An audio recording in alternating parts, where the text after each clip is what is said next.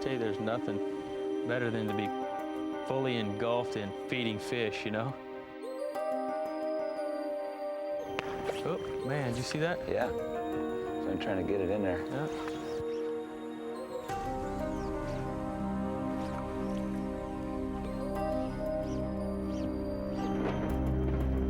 There he is. Wow, that was great take.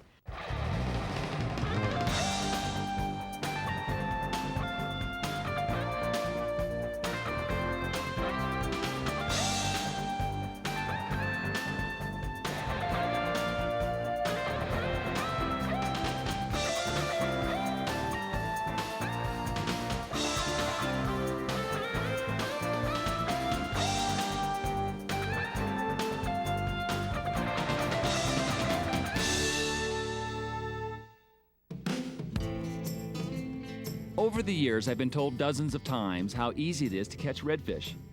But my frustrating experiences with these finicky flats feeders have proven just the opposite. Striking out repeatedly against a fish that's supposed to be dumb as a box of rocks can be humbling, but an enjoyable experience. So when I received an invitation from Chuck Scates to enjoy the user-friendly redfish and spotted sea trout on South Texas's Gulf Coast, let's just say he didn't have to twist my arm. A former professional guide for 16 years and an IGFA record holder, Chuck now manages the luxurious Redfish Lodge, which is situated on a secluded peninsula stretching into Capono Bay, about 40 minutes drive up the coastal bend from Corpus Christi. Fly fishing for redfish and trout is often compared to bone fishing, since the emphasis is on sight casting to feeding fish in clear water, with one big difference. When they say shallow water in South Texas, what they really mean is very wet grass. As we made our way out into the salt marshes that rim the bay, Chuck explained that many of the areas we'd be fishing that morning would be scarcely ankle deep, so the stealthiest approach would be wading.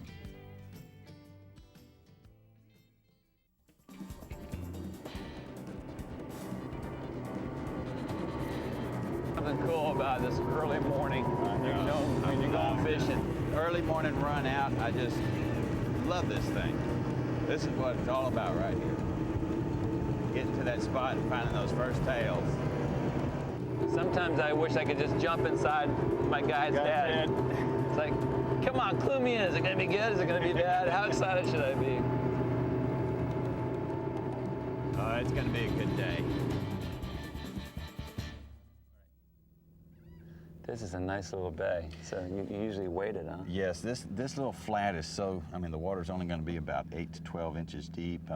And going in and wading, you can position yourself as these fish are moving out. They're going to be moving down these shorelines and then tailing all back in these little eddies. And that what they're doing is we're going to try to push them back up against that shoreline to where they have to come out to us. And we can just pick them off one at a time as they come out. I love it when you talk dirty like that. All right, let's go get them. Okay.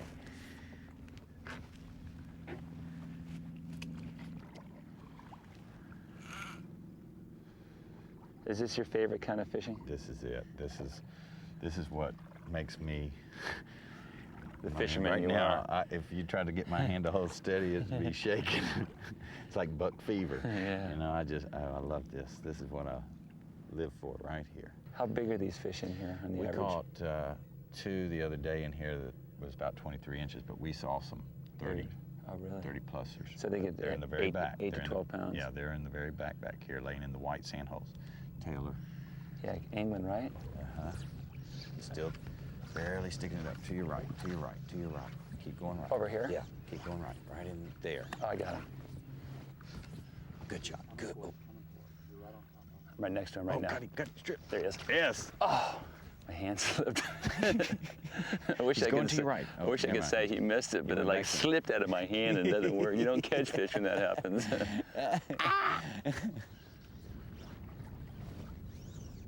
Good shot.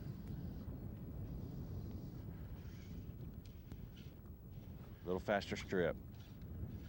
There you go. There you go. I didn't see where that fly hit. There he is. Oh.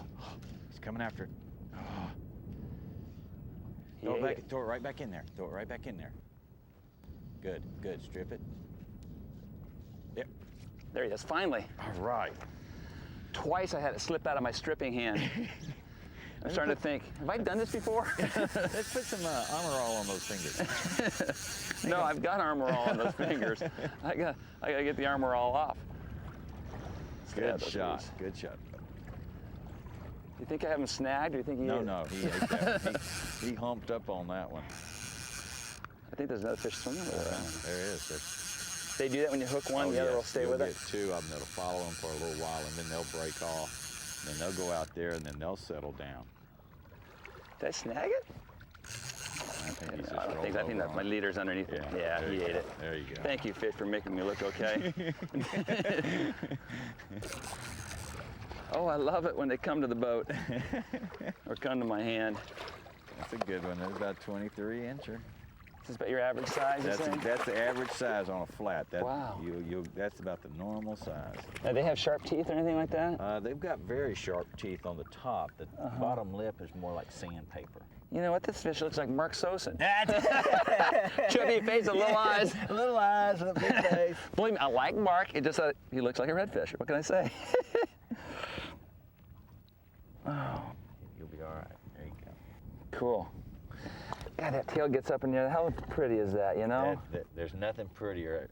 Now, if the fish is in deeper water, he will not have that blue? They usually have a real dark tail, a black, real red tail on. It's just when they get up in these shallow waters is where they get that bluish tail to where there's a lot of sun on them. And I just think it's from bleaching them out. Interesting. Sunburn fish. Sunburned fish. Distinguish the difference. Well, thank you, Mr. Redfish. We're here. You're doing it again. Thanks, Good my job, friend. man. I like this. Well, let's go find some more tails. I think it's your turn. Oh, you got Thank you, my okay. friend. All right. I'll try one here real quick.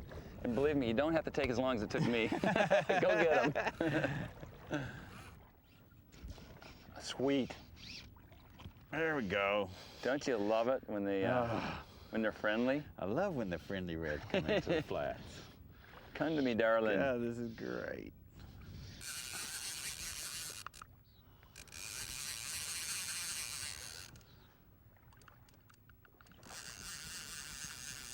You know, they say if you want to fish, don't get into business. Yeah, that's right.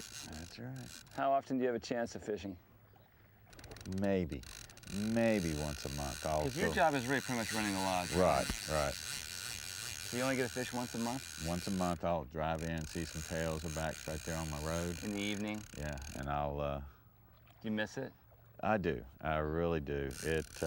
I mean, it was a good break after 16 years of doing it every day, but now I'm kind of ready to start doing it a little more. And the owner wants me to start doing some more guiding again. Do you like guiding? I love guiding. Really? I love people catching their first red.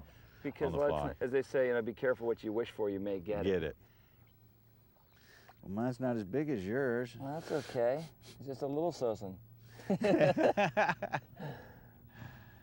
What a cool fish. Now, most of your people catch and kill. Most of them. They want to take home as many fish as they possibly can. What we try to do is educate them into, at least on the redfish, turning one back. Are you worried about this fishery getting hurt because of all the clients killing their fish? No. As a matter of fact, the Texas fish hatchery here in Texas has done such a great job on our redfish. They are actually back to the numbers they were when they first started gill netting surveys in 1975. Wow. It was the freeze that actually got us and hurt us the worst.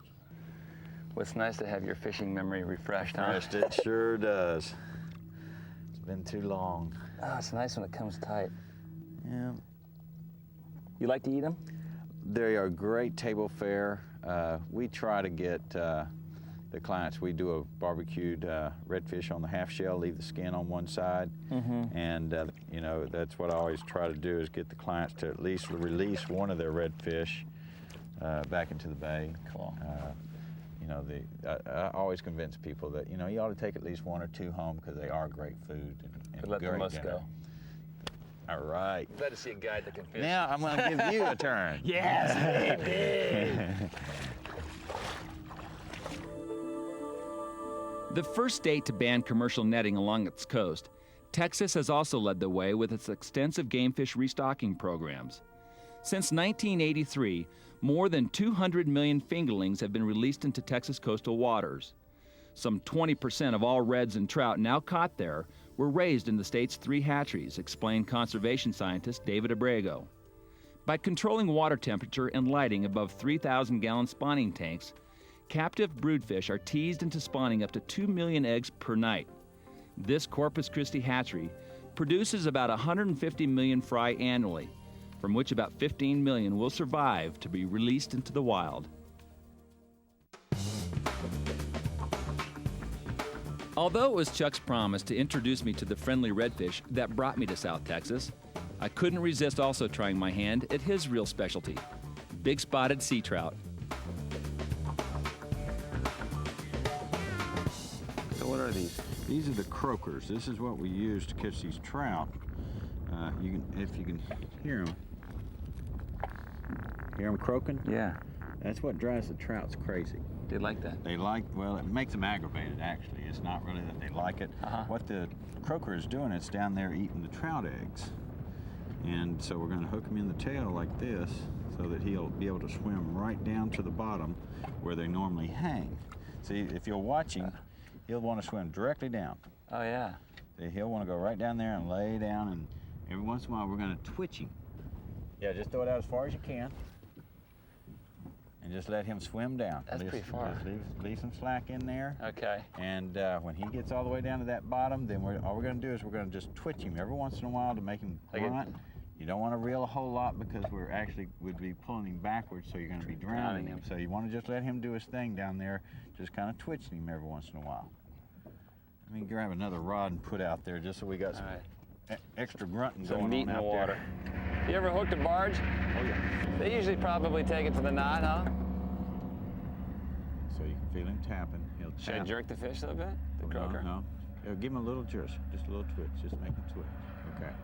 Let him sit. Yeah. See it flick? Yeah. Yo, baby. But wait until he wants to pull it and then slip the hook. I'm too hyper for this. Baby. He got nervous. He's getting nervous. All right, there he is. Yeah. Oh, geez. Looks like a good one. How big is a good one? 25 and above is what we consider a good trophy trout. Yeah, was that 5 pounds? Yeah, that's about a 5-pound trout, but he's only looking maybe good eating size. About 1.5 pounds. Uh-huh. You've got the 2-pound world record on fly, right? Yes, still holding, a matter of fact. 10-year anniversary? Yep, 89, July of 89. And how big was that fish? 8 pounds or so? Uh-huh. Oh, He wanted to eat both of them, huh? He wanted both of those. He just got tangled. No, you got one. Did he eat them both? He's been caught before. Is it broke off? Yeah. Got one here. How wild is that? That little piggy. Okay, hold him over the boat there. See, there's the croaker. You got 2 hooks in him? Yeah. From both of our lines? Uh-huh. So he came down in both, didn't he? Okay, here's one hook. That should teach him to And swim then around our boat. Here's another hook. And that's hooked up to the other rod? Uh-huh. He was gorging himself. Is that what you call chumming? That's chumming. But you've got the 8-pound, or actually the 2-pound world record, which is an 8-pound fish. Right, on It's held fly. for 10 years. Still holding, yes. How long did it take you to get that fish on 2-pound? Actually, I just finished coming out of a 7-day lay on my back from sunstroke, and so I had to go out and see if I was going to be able to handle it. I just went out for a practice poling session, pulled up to one of my trout holes and was just going to pull around and see what was there. There was 5 trouts, all There you world go. class. We got another bite. Good bite. It's cool to see a rod get doubled. So you're out there just practicing and you get a world record. Get a world record. Uh-oh, this one's gonna go. The other side of the boat? Here he is, right here. A little nicer trout there. What's the key to fishing light tackle? Just make sure you know your tackle. That's the most important thing. Make sure your drag's set and know it before you go out. I mean, that's the most important thing.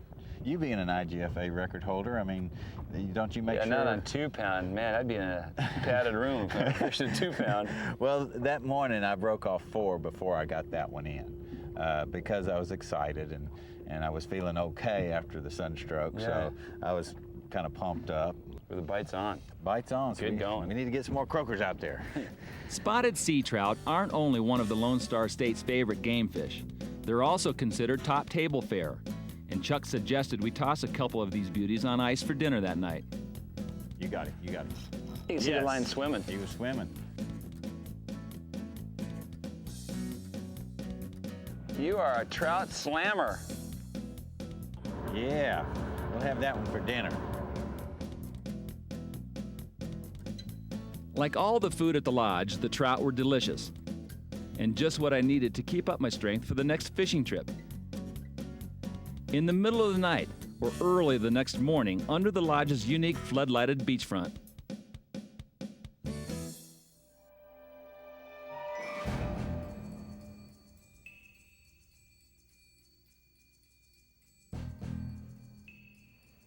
You got me out of my A game, which is great sleep. What the heck is going on here?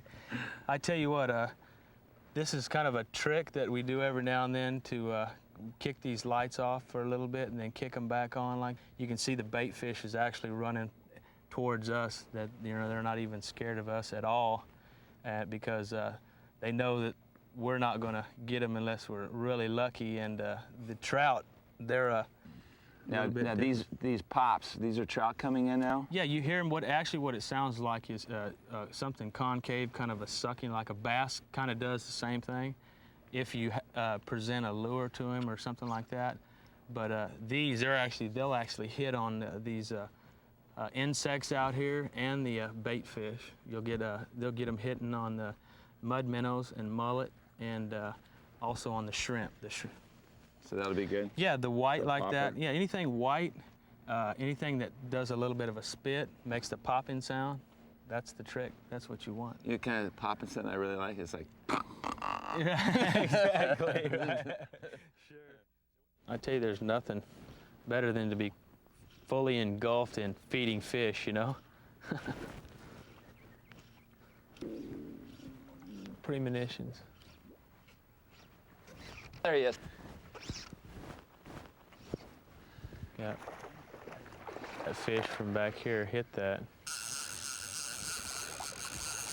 Hey, it's a nice little fight. Ooh. 3 or 4 bigger ones right there together. Whoa. You know what? He's fixing to look us directly in the eyes. Okay. It's a trout. Oh. It's a nice trout. Hog. There you go. That's what I'm talking about. That's a nice trout, isn't it? Oh, come on now.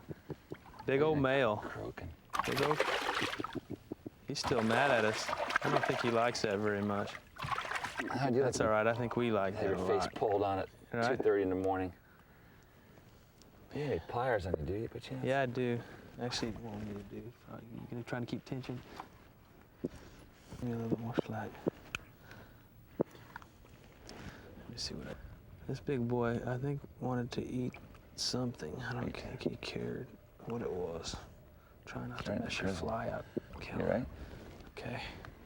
Yeah, I think that's the lure there. Wow. Actually, That's a nice fish. They've been biting on that pretty good. Yeah, that's a nice trout. All right, bud. I'm awake now. Right. I am alive. Got us both, didn't it?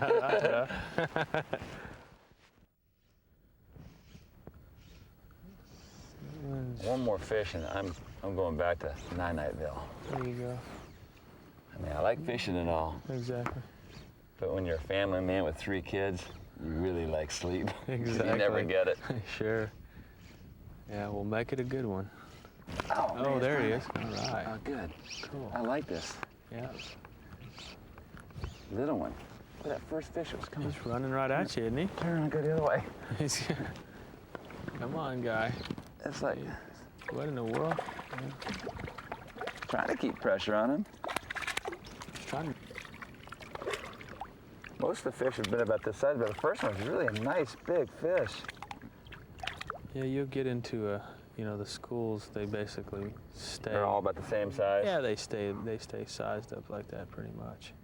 Well, Mr. Fish, I see you again another time. I'm going back to bed.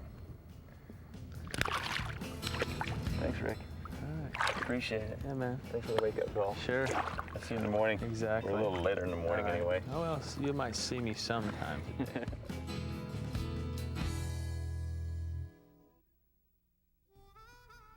I barely had time to crawl back into bed before Chuck woke me up for the sunrise tailors, working only a few hundred yards from the lodge. Wow, how beautiful is that? That's what it's all about right there. Good shot. Strip, strip, strip, strip, strip, strip. Keep going. Faster, faster, faster, faster.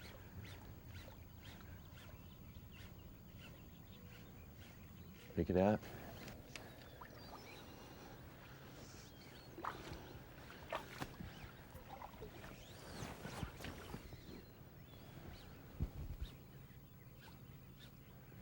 Strip. Keep stripping. Strip. Yeah.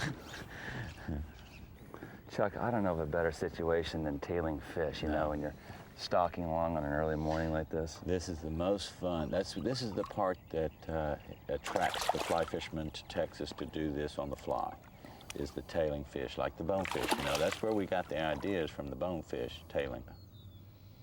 Look at that fly. It's just so shrimpy looking, you know. Yeah. It's soft. Well, I just feel that, you know, the water is so sensitive. You know, the vibrations and all. You throw big flies this time of day, I think you're just going to do yourself harm.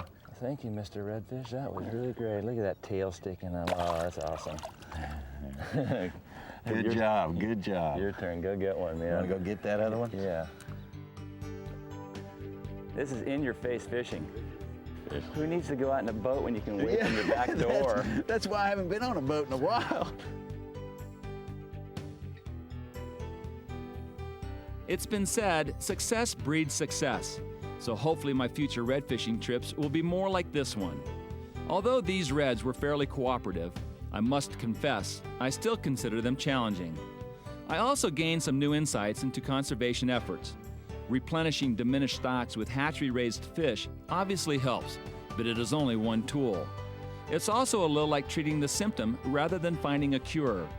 If more people practiced catch and release, it would go a long way towards ensuring that trophy reds like this will be around for generations to come.